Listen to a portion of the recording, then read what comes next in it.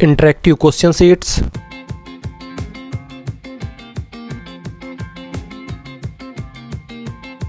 quizzes with automatic result,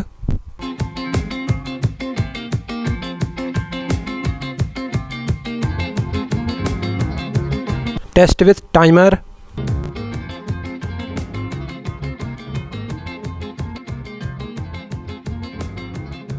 इन सब चीज़ों की हेल्प से अपनी पढ़ाई को और भी आसान बनाने के लिए विजिट करें हमारी वेबसाइट जीट फाउंडेशन प्लेनेट।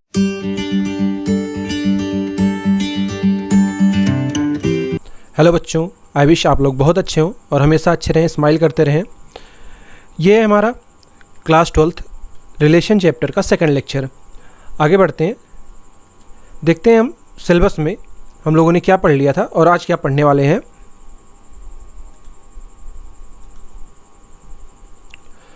तो हम लोगों ने इंट्रोडक्शन के बारे में पढ़ लिया था, इंट्रोडक्शन देख लिया था इस चैप्टर का। ऑर्डर्ड पेयर के बारे में पढ़ लिया था, कार्टेशियन प्रोडक्ट के बारे में पढ़ लिया था और रिलेशन के बारे में पढ़ लिया था। आज हम देखेंगे representation of relation, domain, codomain and range क्या होता है और रिलेशन ऑन अ सेट। ये तीन टॉपिक आज के लेक्चर में हम देखने वाले हैं इस लेक्चर में। तो आगे बढ़ते हैं। पिछले लेक्चर में आपको एक होमवर्क दिया गया था, पहले उस होमवर्क को देख लेते हैं। ये हमें होमवर्क में 4 क्वेश्चन मिले थे, जिसमें हमें ये 2 सेट दिए गए हैं, इनका कार्टेशियन प्रोडक्ट फाइंड करना था और बताना था कि इनके बीच में कितने नंबर ऑफ रिलेशन पॉसिबल हैं। तो हम अपना पहला क्वेश्चन देखते हैं। हमारा पहला क्वेश्चन ये था कि हमें एक सेट दिया गया है A = XYZ और B = X such that X belongs to natural number X² - 5X + 6 = 0। तो इसे हमें सॉल्व करना है। तो सबसे पहले हमें अगर इसका कार्टेशियन प्रोडक्ट निकालना है तो ये जो हमारा पहला सेट है A, ये जो हमारा पहला सेट A है ये रोस्टर फॉर्म में लिखा हुआ है, बट ये दूसरा सेट है ये किस में लिखा हुआ है, ये हमारा सेट बिल्डर फॉर्म में लिखा हुआ है। इसलिए पहले हमें इस B सेट को किस में लिखना पड़ेगा, रोस्टर फॉर्म में। तो इस तरह से अगर हम B सेट को सॉल्व करेंगे X² - 5X + 6 = 0 को, तो इसके 2 सोल्यूशन आएंगे, एक X = 2 और दूसरा X = 3। आप सॉल्व करके देख सकते हैं। तो इस तरह से हम B सेट को रोस्टर फॉर्म में लिख सकते हैं, B = 2, 3। तो अगर हम इसका कार्टेशियन प्रोडक्ट निकालना चाहें तो कार्टेशियन प्रोडक्ट A × B का क्या होगा, X, 2 एक पेयर ये बनेगा, X, 3 दूसरा पेयर ये बनेगा, Y, 2 Y, 3 इसी तरह Z, 2 और Z, 3। टोटल कितने पेयर बनेंगे, 6। हम फार्मूले से भी देख सकते हैं नंबर ऑफ टोटल जो ऑर्डर्ड पेयर है इस सेट में कितने होने चाहिए, 3 × 2 6। तो टोटल इस तरह से 6 ऑर्डर पेयर बन जाएंगे, 1 2 3 4 5 और 6। तो ये हो गया हमारा A × B कार्टेशियन प्रोडक्ट। अब हमें अगर पता करना है कि नंबर ऑफ रिलेशन इनके बीच में कितने एग्जिस्ट कर सकते हैं, उसका फार्मूला हमने पढ़ रखा है 2 power m × n, where m and n are the numbers of element in the sets.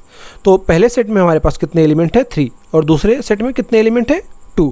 तो इसलिए नंबर ऑफ पॉसिबल रिलेशंस कितने हो जाएंगे, 2 power 3 × 2 या कहें 2 power 6।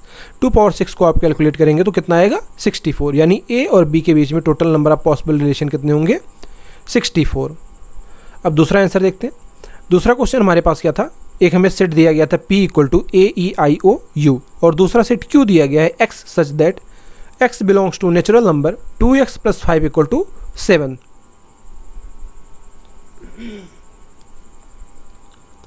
तो इसे कैसे सॉल्व करेंगे, यहाँ पे भी हमें जो P सेट दिया गया है ये किस में है, रोस्टर फॉर्म में, और जो ये Q सेट है हमारा ये किस में है, सेट बिल्डर फॉर्म में। तो अगर हम सेट बिल्डर फॉर्म में हमें Q सेट जो दिया गया है इसे हम चाहे तो पहले रोस्टर फॉर्म में लिखेंगे। तो अगर हमें इसे रोस्टर फॉर्म में लिखना है तो ये जो इक्वेशन दिया है सबसे पहले इसे सॉल्व करना पड़ेगा। तो अगर हम इसे सॉल्व करेंगे तो जो x की वैल्यू आएगी वो 1 आएगी, 5 दूसरी साइड जाएगा तो 7 - 5 2, और x की वैल्यू क्या आ जाएगी, 2/2 1। तो जो हमारा Q है इसका रोस्टर फॉर्म क्या हो जाएगा, Q = 1। तो अब हमें अगर P × Q निकालना है तो इसके टोटल कितने ऑर्डर्ड पेयर बनेंगे, हम देख लेते हैं। इसमें टोटल कितने एलिमेंट है, P में 5 एलिमेंट और Q में कितने एलिमेंट है, 1। तो टोटल ऑर्डर पेयर्स कितने होंगे, 5 × 1 मतलब 5। तो P × Q की वैल्यू क्या हो जाएगी, A, 1 E, 1 I, 1 O, 1 और U, 1। तो ये हमारा हो गया P × Q। टोटल इसमें कितने एलिमेंट है, 5। अब अगर हमें total number of possible relation पता करने हैं तो उसका फार्मूला क्या है, 2 पावर m इंटू n। तो क्या हो जाएगा 2 पावर 5 इंटू 1, तो 2 पावर 5, या इसे सॉल्व करेंगे तो हम कहेंगे कितना आएगा 32। तो यहाँ पे दूसरे क्वेश्चन में जो total number of possible relation है वो कितना होगा 32। आगे बढ़ते हैं, हमारा आंसर 3। ये हमें क्वेश्चन नंबर 3 दिया गया था, सेट m इक्वल टू 2 4 6 और set n equal to x such that x belongs to real number 3x plus 8 equal to 0 and x greater than 5। यहाँ पर भी हमें जो पहला सेट है वो रोस्टर फॉर्म में है और दूसरा सेट किस में है, सेट बिल्डर फॉर्म में। तो यहाँ पर भी हमें सबसे पहले किस क्या दूसरा सेट हमारा n है, इसे किस में लिखना पड़ेगा, रोस्टर फॉर्म में। रोस्टर फॉर्म में लिखने के लिए हमारे पास ये दो क्राइटेरिया दी गई हैं, 3x plus 8 equal to 0 and x greater than 5। इसे सॉल्व करना पड़ेगा। तो अगर आप इसे सॉल्व करेंगे तो देखेंगे जो 8 है वो दूसरी तरफ जाएगा तो क्या हो जाएगा -8, और x की वैल्यू कितनी आ जाएगी, माइनस का 8/3। x की वैल्यू -8/3 आ रही है जो 0 से कम है, लेकिन हमें दूसरी क्राइटेरिया दे रखी है x जो है वो 5 से बड़ा होना चाहिए। अब हम इस सेट को तभी लिख सकते हैं जब ये दोनों क्राइटेरिया हमारे पास सेटिस्फाई हो, लेकिन ये क्राइटेरिया सेटिस्फाई नहीं हो रही है क्योंकि जो x की वैल्यू है वो कितनी है, -8/3, जबकि हमें x क्या चाहिए, 5 से बड़ा। तो हम कह सकते हैं n में कोई भी एलिमेंट नहीं है, या n के अंदर कोई भी ऐसा x नहीं है जो इस क्राइटेरिया को फॉलो करे। तो हम कह सकते हैं जो n है हमारा वो इम्प्टी सेट है। अब अगर n इम्प्टी सेट है तो ऑर्डर्ड पेयर कितने बनेंगे, यहाँ पे कितने 3 एलिमेंट है, यहाँ पे कितने 0 एलिमेंट है, तो 3 इंटू 0 0। तो हम यहाँ पे कह सकते हैं कि जो total number of ordered pair है वो क्या है, 0। और इसलिए जो टोटल नंबर ऑफ रिलेशन होंगे वो क्या होंगे, 2 पावर 0 इंटू 3, क्योंकि नंबर ऑफ एलिमेंट क्या है, एक में 0 और एक में 3, तो क्या होगा 2 पावर 0 मतलब 1। यहाँ पे नंबर ऑफ रिलेशन क्या होगा, 1। इसलिए आपको ध्यान में रखना है कि ऐसे केसेस में आपको फार्मूले का यूज़ करना है। जो टोटल नंबर ऑफ रिलेशन यहाँ पे आ रहा है वो क्या आ रहा है, 2 पावर 0 मतलब 1। यहाँ पे एक रिलेशन एग्जिस्ट करेगा, जबकि ऑर्डर्ड पेयर क्या है, 0। फोर्थ क्वेश्चन हमें दिया गया था, S equal to a, b, o equal to x such that x equal to 2 power n belongs to capital N and n less than 4। तो यहाँ पर भी हमें जो सेट S दिया गया है वो क्या है, रोस्टर फॉर्म में, जबकि सेट O है वो किस में है, सेट बिल्डर फॉर्म में। तो इसे भी हम सबसे पहले किस में लिख लेंगे, रोस्टर फॉर्म में। रोस्टर फॉर्म में यहाँ पे जो स्मॉल n की वैल्यू है ये क्या है, कैपिटल N में बिलोंग कर रही है और उसकी वैल्यू 4 से कम है। मतलब कि स्मॉल n क्या क्या हो सकता है, 1 2 और 3। तो जो x होगा वो क्या होगा, x equal to 2 power 1 2 power 2 या 2 पावर 3। तो वो जो सेट है हमारा, ये दूसरा सेट है वो क्या आ जाएगा, 2 पावर 1 2 पावर 2 2 पावर 3। 2 पावर 1 मतलब 2, 2 पावर 2 मतलब 4, 2 पावर 3 मतलब 8। तो हमारा ये जो ओ सेट है ये क्या हो जाएगा, 2, 4, 8। इसमें टोटल कितने एलिमेंट है, 3।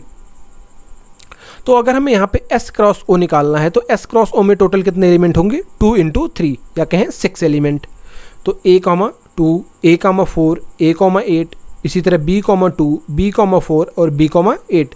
तो ये हमारा S क्रॉस O हो जाएगा, जिसमें टोटल कितने एलिमेंट है, 6 एलिमेंट। और अगर हमें नंबर ऑफ पॉसिबल रिलेशन पता करने हैं तो वो कितने हो जाएंगे, 2 power m into n, 2 power 2 into 3 equal to 2 power 6 equal to 64। यहाँ मतलब कि यहाँ पे ये जो S और O है इसके बीच में total number of possible relation कितने हो सकते हैं, 64। तो हमारा होमवर्क यहाँ पे ख़त्म होता है। अब हम आगे बढ़ते हैं आज के लेक्चर में, आज के टॉपिक पे। जो हमारा पहला यहाँ पे टॉपिक है, यहाँ पे हमारा एक टॉपिक छूट गया था, representation of Cartesian product by Cartesian coordinate. Cartesian product को हम कार्टेशियन कोऑर्डिनेट के टर्म में किस तरह से रिप्रेजेंट करेंगे। जैसे यहाँ पे मान लेते हैं हमारे पास दो सेट हैं, एक ए सेट है ABCDE और दूसरा सेट B है 2, 4, 6, 8। अब हमें इसके कार्टेशियन प्रोडक्ट को किससे रिप्रेजेंट करना है, कार्टेशियन कोऑर्डिनेट में। कार्टेशियन कोऑर्डिनेट क्या होते हैं, आपने कोऑर्डिनेट ज्योमेट्री में पढ़ा होगा। एक एक्स एक्सिस होती है इस तरह से, एक हॉरिजॉन्टल एक्स एक्सिस होती है और दूसरी वाई एक्सिस होती है। उस पर हम 1 2 3 लिखते हैं, नंबर सिस्टम को डिनोट करते हैं और अलग अलग पॉइंट को रिप्रेजेंट करते हैं। उसी तरह यहाँ पे भी हम एक सेट को हॉरिजॉन्टली लिखेंगे और दूसरे सेट को वर्टिकली। यहाँ पे जो हमारा पहला सेट है ए है, इसे हमने हॉरिजॉन्टल एक्सिस पे मान लिया है। ये हमारी हॉरिजॉन्टल एक्सिस है, यहाँ पे ए है, बी है, सी है, डी है, ई है। तो इस तरह से ये बन गई। और हमारा जो ये दूसरा सेट है b इक्वल टू 2 4 6 8, तो इस तरह से ये 2 4 6 और 8 ये हमारी वैल्यू हो गई। तो ए बी सी डी ये हॉरिजॉन्टल एक्सिस पे हैं और ये 2 4 6 8 ये क्या है, वर्टिकल एक्सिस पे इस तरह से लिखे हुए हैं। तो अब इनका जो हमें कार्टेशियन प्रोडक्ट लिखना है या कोऑर्डिनेट के टर्म में लिखना है, तो वो इस तरह से हम रिप्रेजेंट करेंगे।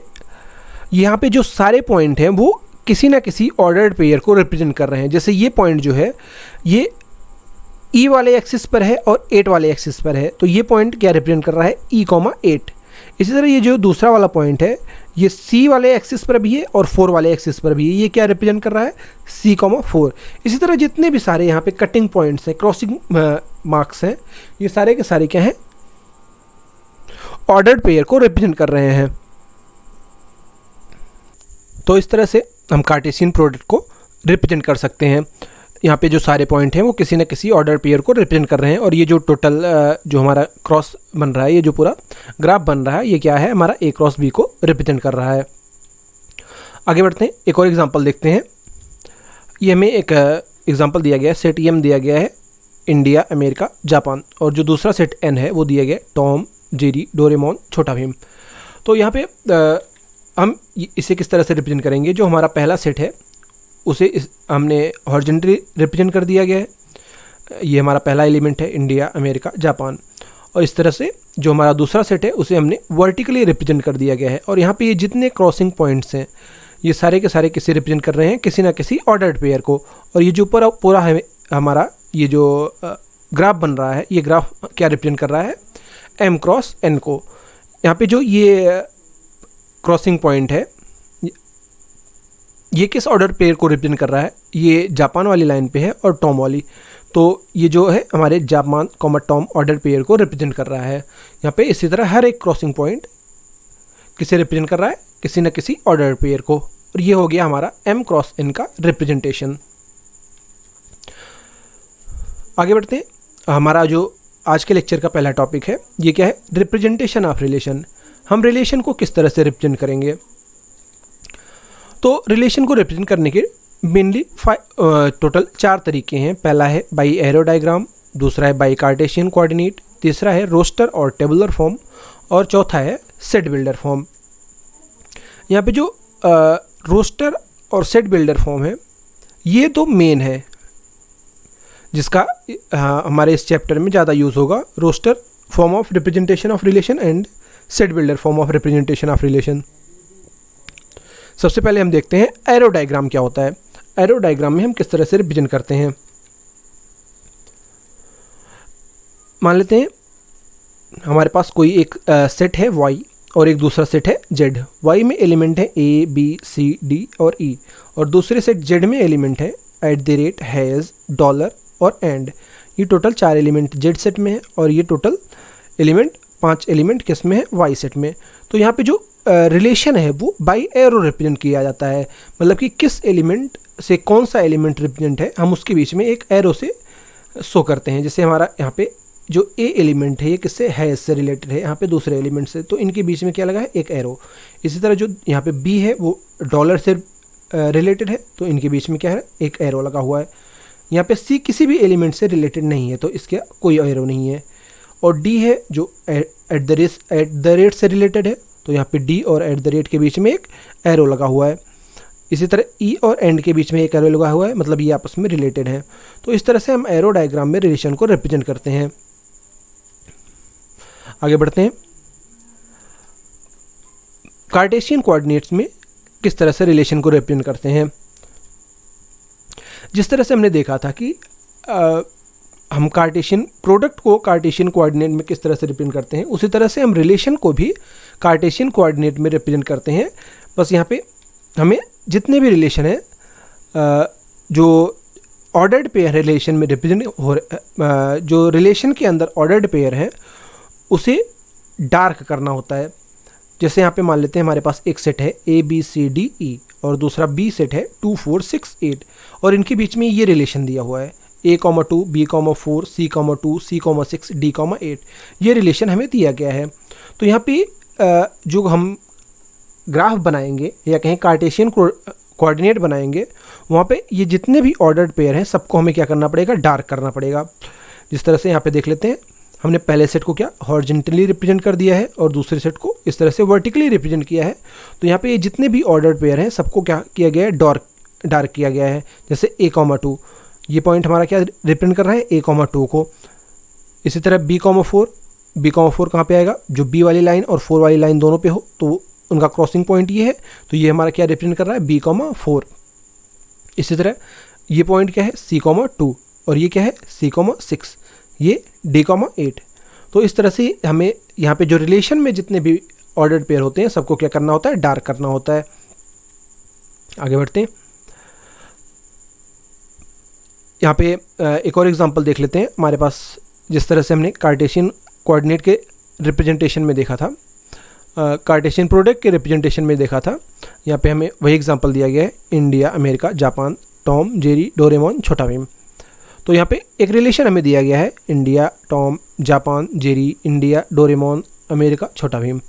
तो यहाँ पे ये जो ऑर्डर्ड पेयर हैं बेसिकली इन्हीं को हमें क्या करना पड़ेगा, डार्क करना पड़ेगा पूरे के पूरे ग्राफ में। तो ये हो गया हमारा। पहले हम इसका चार्ट बना लेते हैं। यहाँ पे जो हॉरिजॉन्टल है, हॉरिजॉन्टली हमने पहले सेट को रिप्रेजेंट कर दिया है और वर्टिकली हमने दूसरे सेट को रिप्रेजेंट किया है। अब इन सारे ऑर्डर पेयर को हम क्या करते हैं, डार्क कर देते हैं। तो ये हो गया हमारा रिलेशन का रिप्रेजेंटेशन। ये क्या शो कर रहा है, ये इस रिलेशन को शो कर रहा है, क्योंकि यहाँ पे ये जितने ऑर्डर्ड पेयर है इन्हीं को हमने डार्क कर रखा है। आगे बढ़ते हैं, हमारा जो अगला है वो है रोस्टर और टेबुलर फॉर्म। रोस्टर और टेबुलर फॉर्म में क्या होता है कि जो रिलेशन होता है उसे बेसिकली ऑर्डर्ड पेयर को कॉमा से सेपरेट करके लिखा जाता है। जैसे ये हमारा जो रिलेशन है, यहाँ पे हमने ऑर्डर्ड पेयर को क्या कॉमा से सेपरेट करके लिखा हुआ है, तो ये हमारा क्या है, रोस्टर और टेबुलर फॉर्म। एक और एग्जांपल देखते हैं, जैसे यहाँ पे ये राम @श्याम $आशीष है, तो ये भी क्या है, हमने ऑर्डर्ड पेयर को क्या कॉमा से सेपरेट करके लिखा हुआ है, तो ये भी हमारा क्या है, रोस्टर और टेबुलर फॉर्म। रोस्टर और टेबुलर फॉर्म में सिंपली आपको याद रखना है कि जो ऑर्डर्ड पेयर होते हैं, हाँ, करली ब्रेसेस के अंदर उन्हें हमें कॉमा से सेपरेट करके लिखना होता है, बस उसी को हम क्या बोलते हैं, रोस्टर और टेबुलर फॉर्म। नेक्स्ट हमारा क्या है, set builder form. Set builder form में जिस तरह से सेट बिल्डर फॉर्म में हम एक एलिमेंट एज्यूम करते थे और उसकी प्रॉपर्टीज़ को लिखते थे, उसी तरह सेट बिल्डर फॉर्म में हम एक ऑर्डर्ड पेयर एज्यूम करेंगे और उसकी प्रॉपर्टीज़ को लिखेंगे।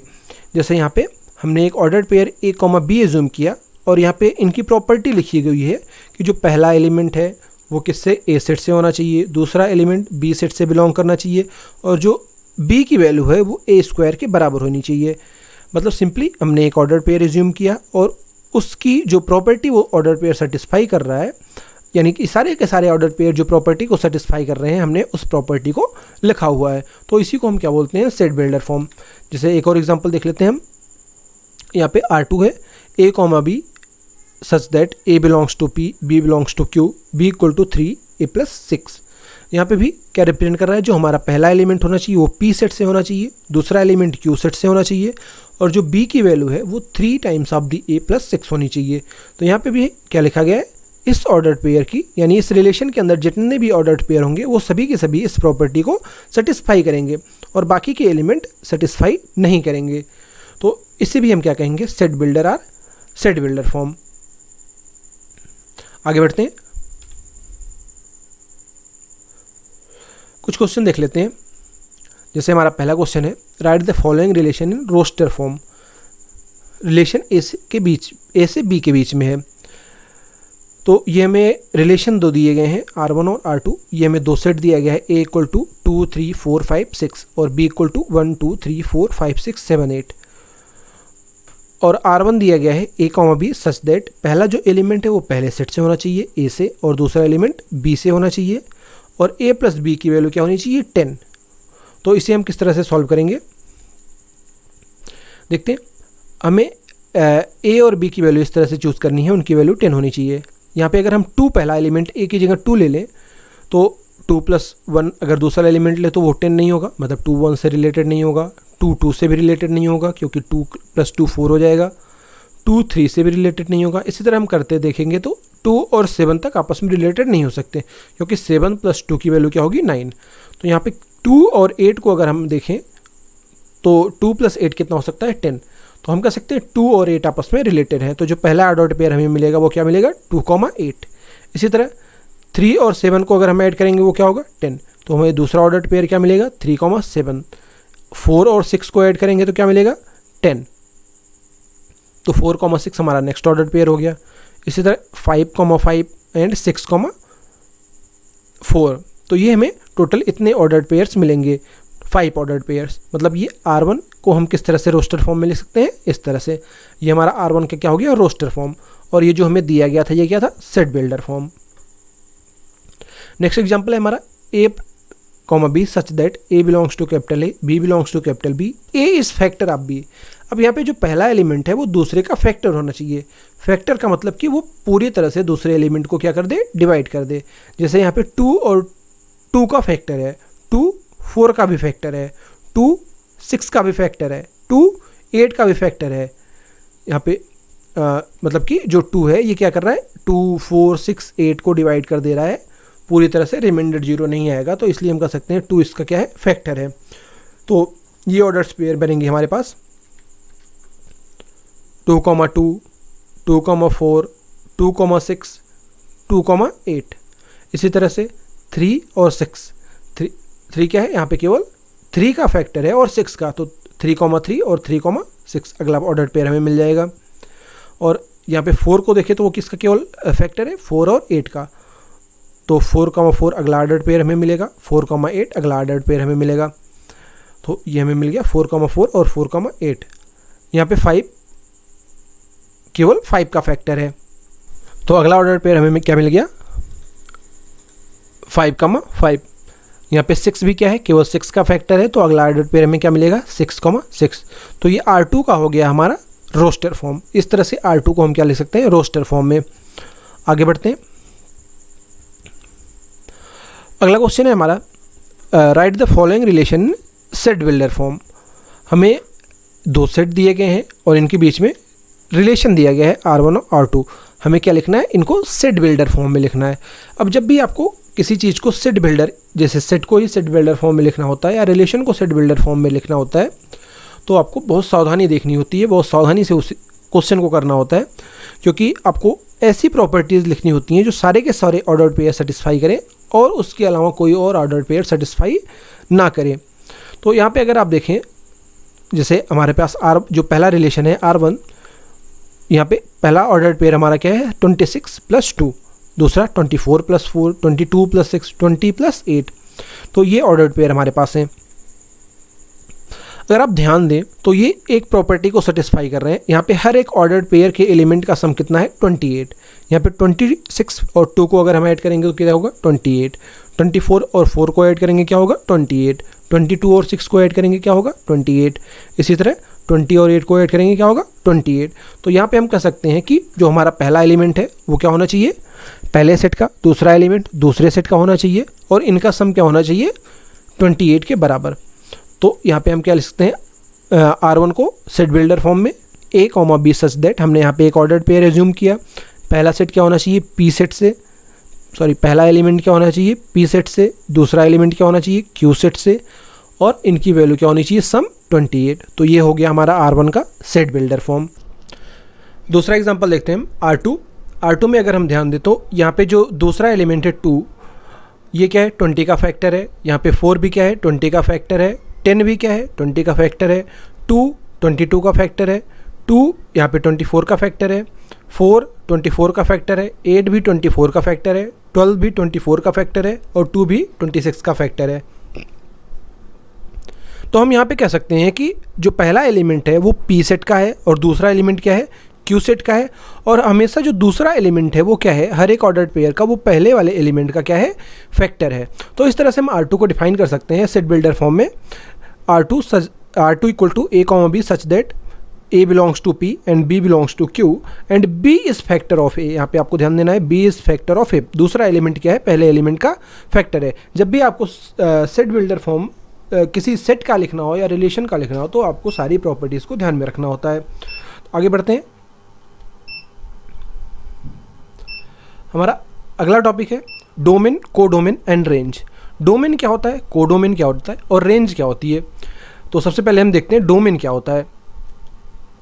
किसी भी रिलेशन के जो ऑर्डर्ड पेयर्स होते हैं, उन ऑर्डर्ड पेयर का जो फर्स्ट एलिमेंट होता है उसी का अगर हम एक सेट बना दें, मतलब कि किसी भी रिलेशन के सारे ऑर्डर्ड पेयर्स के फर्स्ट एलिमेंट का अगर हम एक सेट बना दें, उसी को हम क्या कहते हैं, डोमेन। या फिर दूसरे तरीके से कह सकते हैं, पहले सेट के जितने एलिमेंट किसी रिलेशन में पार्टिसिपेट करते हैं उसी को हम क्या कहते हैं, डोमेन। नहीं समझ में आए तो दूसरे तरीके से समझते हैं, एक एग्जांपल से समझते हैं हम डोमेन क्या होता है। जैसे मान लेते हैं हमारे पास दो सेट हैं, एक पी सेट है, एक क्यू सेट है। पी सेट में एलिमेंट है A B C D E F G, ये हमारे पी सेट के एलिमेंट है। और क्यू सेट के एलिमेंट है 1 2 3 4 5 6 7।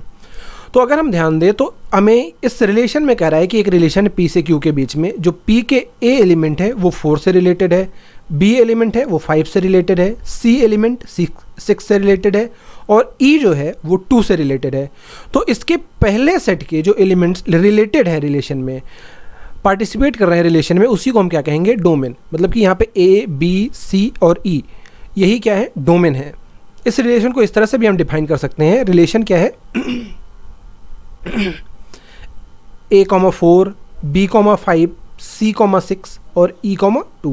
A,4 B,5 C,6 E,2। तो यहाँ पे जो ये रिलेशन है इसके first element A B C और E, इसी का अगर हम एक सेट बना दे तो उसी को हम क्या कहेंगे, डोमेन। तो हमारा डोमेन इस रिलेशन का क्या हो गया, A B C E। I hope कि आपको समझ में आ गया होगा। आगे बढ़ते हैं। कोडोमेन क्या होता है, जो दूसरा सेट होता है किसी भी रिलेशन का, उसी को हम क्या कहते हैं, कोडोमेन। जो रिलेशन होता है वो किसी दो सेट के बीच में एग्जिस्ट करता है, तो यहाँ पे जो दूसरा सेट होता है उसी पूरे सेट को हम क्या कहते हैं, कोडोमेन। एग्जांपल में जैसे मान लेते हैं हमारे पास ये एक ए सेट है और ये बी सेट है। ए सेट दिया गया है XYZ और बी सेट दिया गया है AEIOU। तो यहाँ ए और बी के बीच में चाहे जितने भी हम रिलेशन बना लें, सभी रिलेशन का कोडोमेन जो होगा वो बी सेट पूरा होगा। यहाँ पे चाहे जितने भी हम ए क्रॉस बी में जितने भी चाहे हम रिलेशन बनाएं, सबका कोडोमेन क्या होगा, बी सेट ही होगा। और अगर हम बी से ए में रिलेशन बनाते हैं तो सबका कोडोमेन क्या होगा, ए होगा। और अगर ए से बी में रिलेशन बनाते हैं तो सबका कोडोमेन क्या होगा, बी होगा। मतलब आप सिंपली कह सकते हैं जो दूसरा सेट होगा रिलेशन का हमेशा वही कोडोमेन होगा। ए क्रॉस बी है तो बी होगा, बी क्रॉस ए है तो ए होगा कोडोमेन। आगे बढ़ते हैं। हमारा अगला टॉपिक है रेंज। रेंज क्या होता है, किसी भी रिलेशन के जितने ऑर्डर पेयर होते हैं उनका जो सेकंड कंपोनेंट होता है उसी को हम क्या बोलते हैं, रेंज। उनके सेकंड कंपोनेंट का अगर एक सेट बना दिया जाए तो उसी को हम क्या बोलेंगे, रेंज। या दूसरे तरीके से कह सकते हैं कि सेकंड सेट के जितने भी एलिमेंट रिलेशन में पार्टिसिपेट करते हैं या रिलेटेड होते हैं फर्स्ट सेट से, उसी को हम क्या कहते हैं, रेंज। इसे एक एग्जांपल से समझते हैं।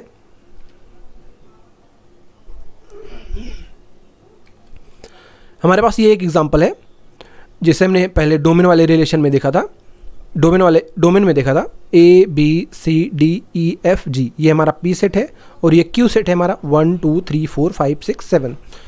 यहाँ पे ये जो दूसरे सेट के एलिमेंट्स रिलेटेड हैं 2 4 5 और 6, इसी को अगर हम एक सेट के फॉर्म में लिख दें तो उसी को हम कहते हैं रेंज। इस रिलेशन को हम एक और तरीके से डिफाइन कर सकते हैं, R = A,4 B,5, क्योंकि A 4 से रिलेटेड है, B 5 से रिलेटेड है, C 6 से रिलेटेड है और E 2 से रिलेटेड है। तो इस तरह से हम इसे लिख सकते हैं A,4 B,5 C,6 E,2। तो इसका रेंज क्या होगा, सारे ऑर्डर्ड पेयर के सेकंड एलिमेंट का अगर हम एक सेट बना दें 4 5 6 और 2, उसी को हम क्या कहेंगे, रेंज। तो इस रिलेशन का रेंज क्या होगा, रेंज ऑफ रिलेशन 2 4 5 और 6। आई होप कि आपको डोमेन, कोडोमेन और रेंज अच्छे से समझ में आ गया होगा। आगे कुछ और एग्जांपल्स देखेंगे हम। हमें एक क्वेश्चन दिया गया है, पहला सेट ए है, x such that x is letter of word bananas. और बी सेट दिया गया है x such that x belongs to natural number x square minus x minus 12 equal to 0। Find domain, codomain and range of the following relation. आगे हमें जो ये relation दिया गया है, ए से बी में रिलेशन दिया गया है, क्योंकि ये जो हमारे दो सेट दिए गए हैं ए और बी, ये किस में लिखे हुए हैं, रोस्ट सेट बिल्डर फॉर्म में। ये दोनों सेट हमारे किस में लिखे हुए हैं, सेट बिल्डर फॉर्म में। तो सबसे पहले हम क्या करते हैं, इसे रोस्टर फॉर्म में लिख लेते हैं ताकि हमें किसी चीज़ को, रिलेशन को समझना आसान हो, डोमेन को डोमेन और रेंज निकालना आसान हो जाए।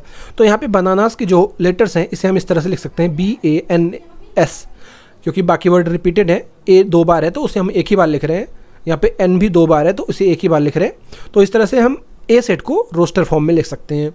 और दूसरा सेट है बी सेट। अगर यहाँ पे हम x square minus x minus 12 को सॉल्व करें तो इसकी वैल्यू क्या आएगी, -3,4।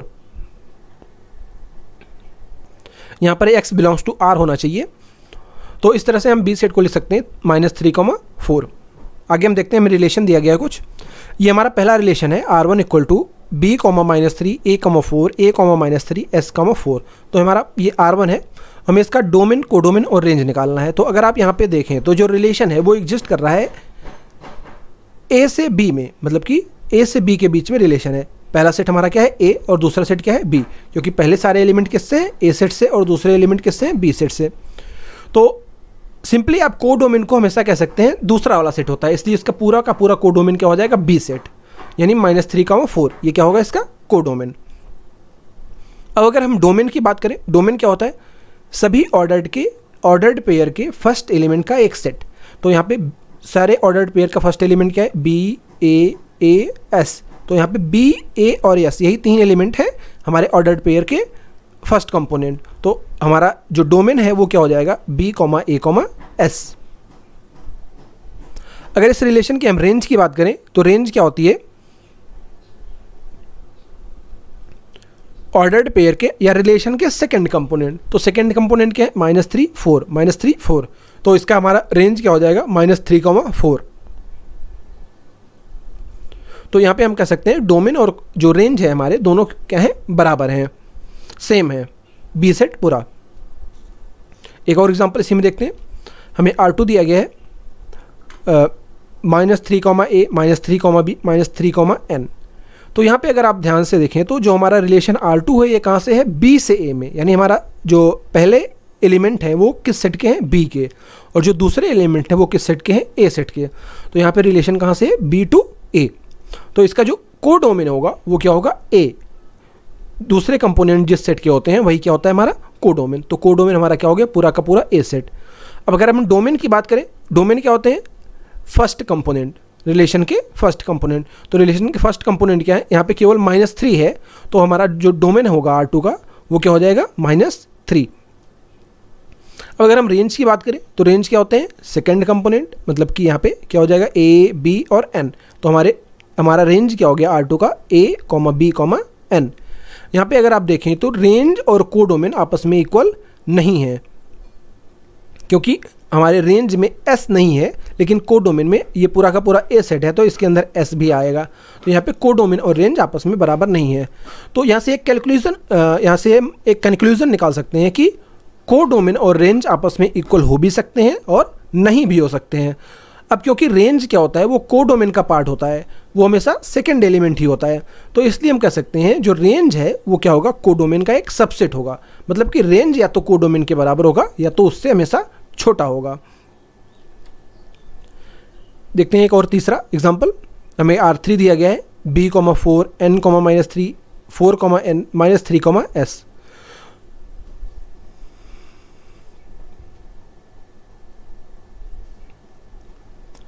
तो यहाँ पे ये जो रिलेशन है ये इस क्वेश्चन का नहीं है, ये कोई तीसरा R3 रिलेशन दिया गया है, कोई थर्ड रिलेशन दिया गया है हमें, वो इसका पार्ट नहीं है, क्योंकि इसके फर्स्ट एलिमेंट ना तो इसके फर्स्ट सेट के हैं पूरे, और ना ही इसके दूसरे एलिमेंट इसके दूसरे सेट के हैं। यहाँ पे ये कोई थर्ड रिलेशन दिया गया है, ये इन दोनों सेट के बीच का रिलेशन नहीं है। लेकिन इसका कोडोमेन और रेंज हम निकाल ही सकते हैं आसानी से। तो इसका कोडोमेन क्या हो जाएगा, फर्स्ट एलिमेंट के कंपोनेंट्स जो हैं या ऑर्डर्ड पेयर के जो फर्स्ट कंपोनेंट है उनका सेट। तो क्या हो जाएगा, B, N, 4, -3। तो डोमेन क्या हो जाएगा R3 का Bn4-3, और रेंज क्या होगा दूसरा कंपोनेंट, तो 4-3ns, तो हमारा रेंज क्या हो जाएगा 4-3n और s।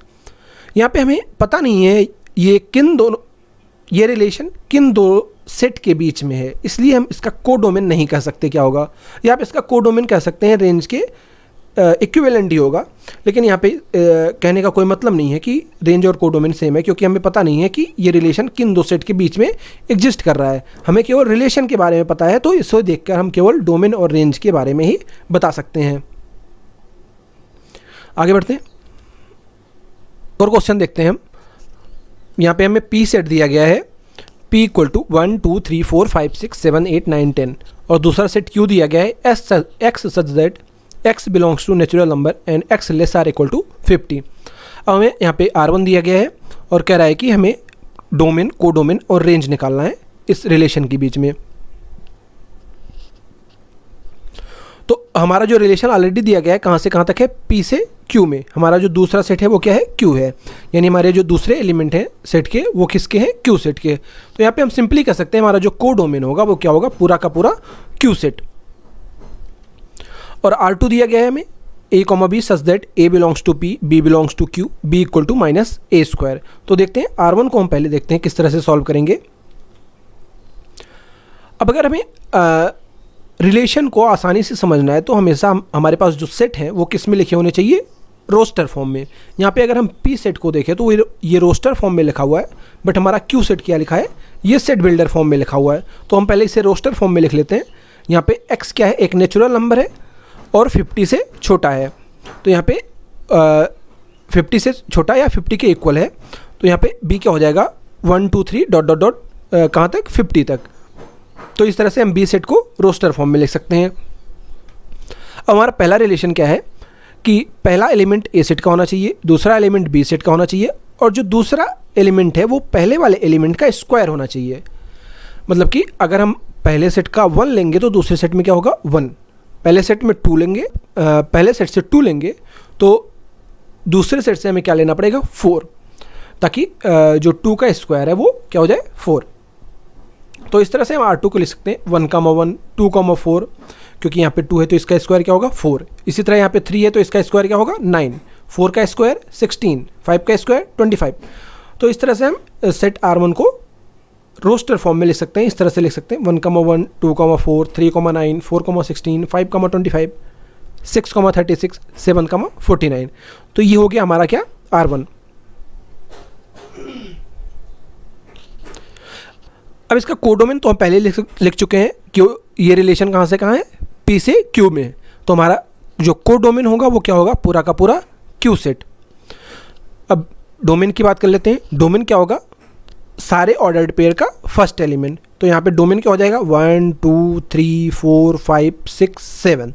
तो हमारा डोमेन क्या होगा 1 2 3 4 5 6 7, और कोडोमेन क्या होगा टोटल q सेट। और रेंज क्या होगा इसका, सारे ऑर्डर्ड पेयर का सेकंड एलिमेंट। तो 1 4 9 16 25 36 49। तो ये हमारा रेंज हो गया 1 4 9 16 25 49। अब R2 की तरफ बढ़ते हैं। R2 क्या है, हमें पहला सेट p से होना चाहिए, दूसरा पहला एलिमेंट p से होना चाहिए, दूसरा एलिमेंट q से होना चाहिए, और जो दूसरा एलिमेंट है वो माइनस ऑफ फर्स्ट एलिमेंट का स्क्वायर होना चाहिए, यानी b इक्वल टू -a²। तो यहाँ पे अगर हम कोई भी एलिमेंट पहले सेट का लेंगे और उसका स्क्वायर करेंगे वो क्या होगा नेगेटिव, जबकि हमारे बी सेट में कोई भी नेगेटिव एलिमेंट नहीं है। मतलब कि हम कह सकते हैं कि यहाँ पे जो ये रिलेशन है ये क्या है, एक एम्प्टी रिलेशन है, क्योंकि पहले सेट का कोई भी एलिमेंट दूसरे सेट के एलिमेंट से रिलेटेड नहीं हो सकता, क्योंकि दूसरे एलिमेंट में भी, दूसरे सेट में कोई भी एलिमेंट माइनस का या निगेटिव नहीं है। तो यहाँ पे R2 को हम कह सकते हैं ये एक एम्प्टी सेट है, तो इसका डोमेन भी क्या होगा, एम्प्टी होगा। कोडोमेन क्या होगा, ये टोटल Q सेट होगा। और जो R2 है, मतलब कि दूसरे रिलेशन का R2 का जो रेंज है वो भी क्या होगा, एम्प्टी होगा। मतलब कि यहाँ पे हम ना तो रेंज डिटरमाइन कर सकते हैं या कह सकते हैं रेंज में कुछ है ही नहीं, और डोमेन में भी कुछ नहीं होगा, कोई एलिमेंट नहीं होगा। केवल हम यहाँ पे कोडोमेन लिख सकते हैं, क्या Q। केवल हम यहाँ पे कोडोमेन लिख सकते हैं, वो भी क्या होगा Q, टोटल Q सेट। आगे बढ़ते हैं अपने आज के लास्ट टॉपिक पे, relation on a set. Relation on a set क्या होता है?